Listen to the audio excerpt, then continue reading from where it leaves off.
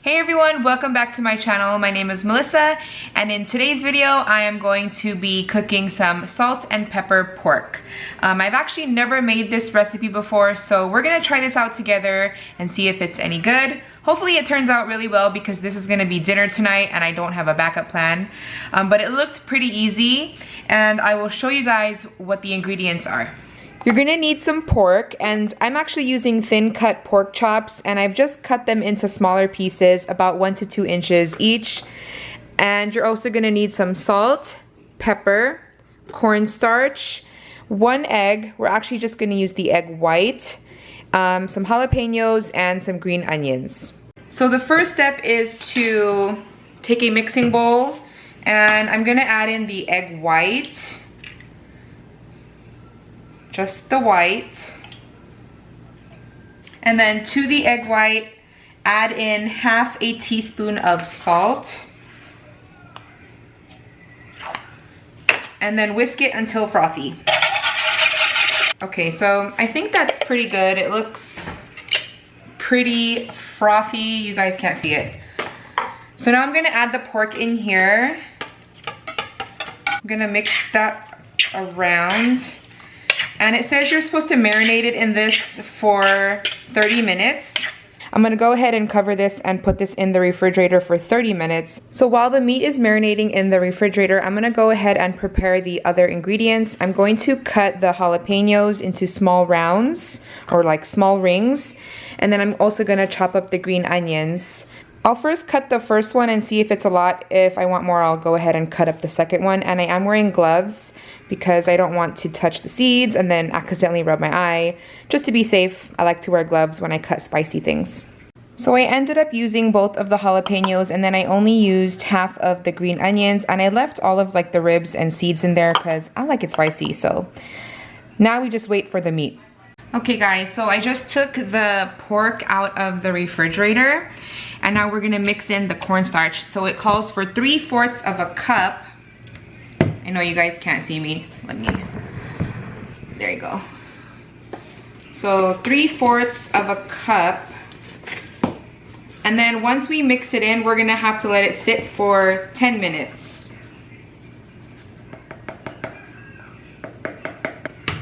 Okay, that doesn't really need to be like super precise. Okay, I'm gonna mix this up really well. Make sure it's all coated. This is gonna make it super crispy.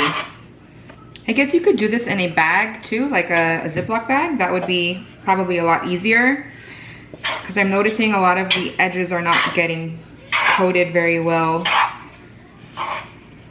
But I will make it work.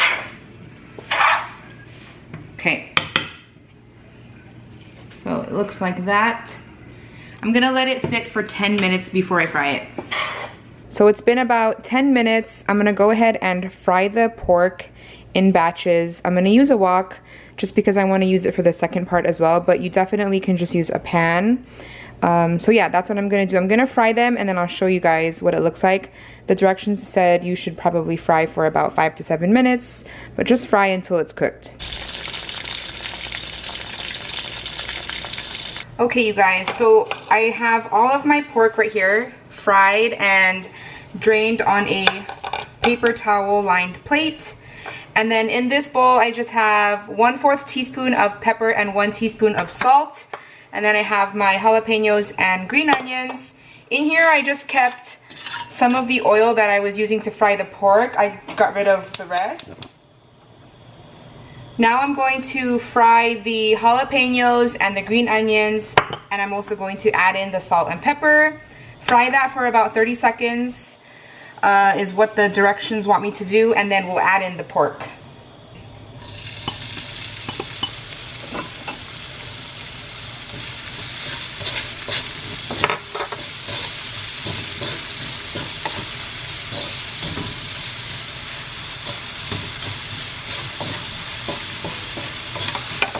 I'll add in the meat.